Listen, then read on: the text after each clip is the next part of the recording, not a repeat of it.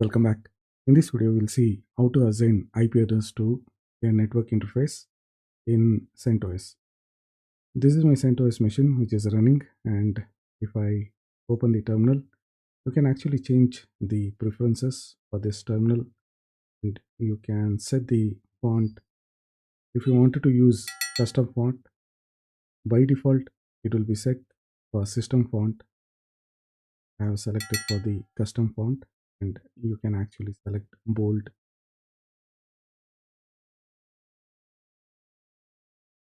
Be able to see the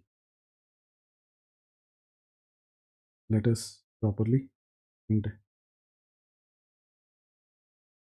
if I use the command IP space A, it will show the adapters which are already configured in this particular CentOS. So there are two adapters. One is the loopback adapter, the other one is the network interface card. So this network interface card ENS33, this is a virtual network interface card which is coming from the VMware workstation, and it has taken the DHCP IP address. So this particular IP address, what you are seeing, this is a DHCP IP address. If I ifconfig, then this is the IP address what is assigned by the DHCP by the VMware workstation. And this is the loopback address. Loopback address is basically used to check the network stack if it is working properly or not, even if you don't have the network interface card, whether it is a physical network interface card or a virtual network interface card. If you don't have the network interface card, if you wanted to check the networking stack if it is working properly or not, then you can ping 127.0.0. Ping 127.0.0.1. So this is the loopback, this is the default loopback IP address. When you get a response, this means that the networking stack is working properly on the operating system. So now let us go to the virtual machine settings. If I click on the virtual machine settings, then you can see this particular network interface card. For this network interface card, I have used the network connection as NAT. Since this virtual machine, if I ping www.google.com, now you will get a response because I have set the network interface card for NAT, network address translation connection. So that is the reason we are able to ping the external network. And if I use host only, I will not be able to access the external network. So this is the one of the interface card for which the DHCP IP address has been assigned automatically. I will click on virtual network editor. Here you will be able to see there are multiple subnets which I have assigned. These subnets are very useful because in many cases there might be different subnets in your infra when you are working. It can be because of the backup traffic and production traffic. You will not be able to mix, and there can be a separate subnet for the IP storage, and there can also be a separate traffic for management network. For if you are using HP servers, then there will be a separate subnet for the ILO, which is used for remote management. So these are the scenarios why you wanted to have multiple subnets. If you wanted to have, if I wanted to add another subnet, I can click here, change the settings, and I can add or remove any of the subnets here. So these are virtual subnets what I have created. In physical environment, there will be a physical Ethernet switch where VLANs will be created. VLANs will be having different subnet, and each VLANs will be connected to a different router. So if I wanted to add another subnet, then I will select VNet. I'll remove this network. I'll add VNet 4 again. I'll click on OK. I have added the VMnet 4, which has taken a default IP address. I don't want the default IP address. I wanted to have a specific IP range for this particular subnet. I will give 10.18.4.0. The, the subnet mask remains same. If you have any other machines, if you have any other clients, then you can use this DHCP. I will disable this DHCP because I wanted to assign the servers whichever I am installing with a static IP address. If you want to use DHCP, you can always use this DHCP, and you can actually, this will change after we apply the settings.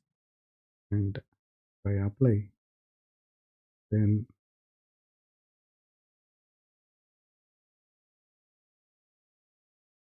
now if I click on DHCP settings, it will take from this IP range. So this is the IP range from which it is going to assign the IP address for your client machine. So basically, if I create another virtual machine and if I use this VMnet 4, I'll be getting another IP address from this particular. So that is the reason why I have multiple subnets on OK here. IP link.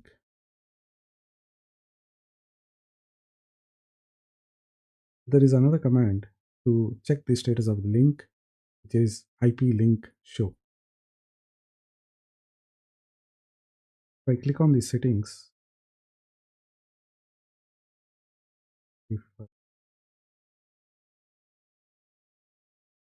I click on settings here, if I go to the network interface card, then this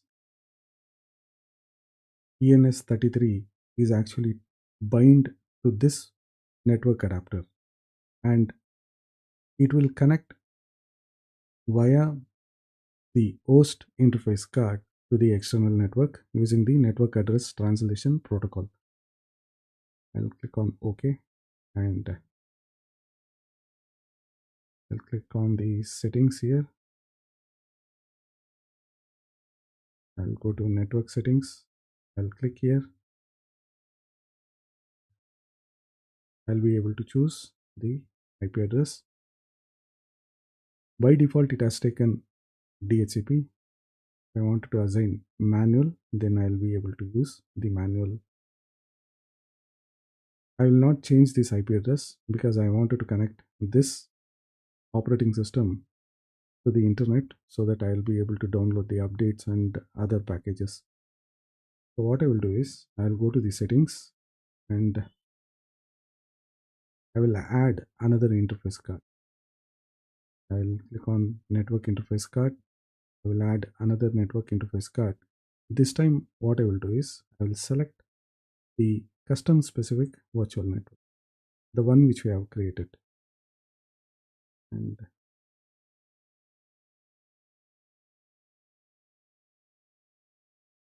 now there is another interface card. It has automatically populated here. And if I click on the plus, I'll be able to add the IP address now, 10.18. 0 dot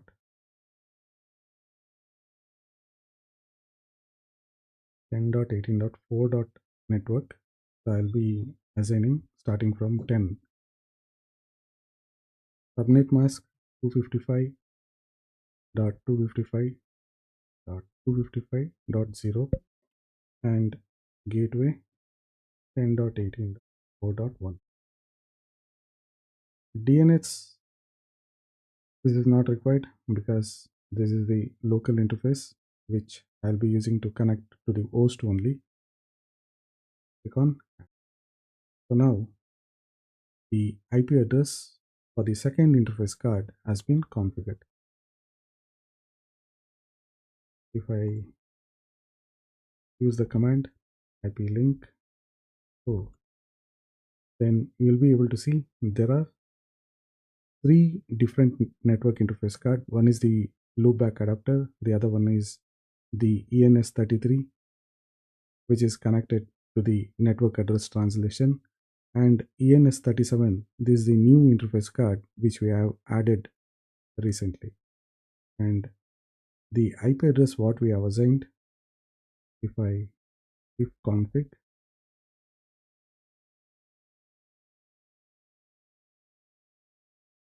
for the ENS37, the IP address what we have assigned is 10.18.4.10. So this is the IP address what we have. If I 10.18.4.10, then it should ping from my host machine. If I ping 10.18.4.1, sorry 4.10, then I should be able to ping from the host machine as well. And if I open the putty, then I should be able to connect to the CentOS operating 10.18, 4.10.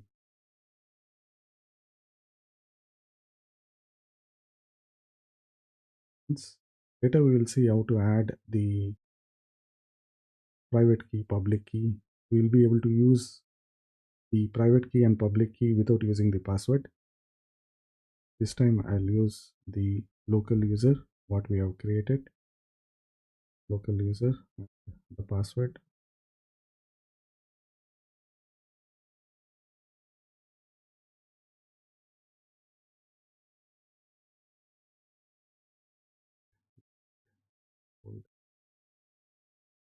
So now we are able to access the virtual machine.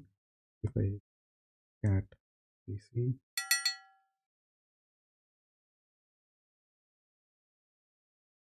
like that, this, I'll be able to see the version of the CentOS operating system.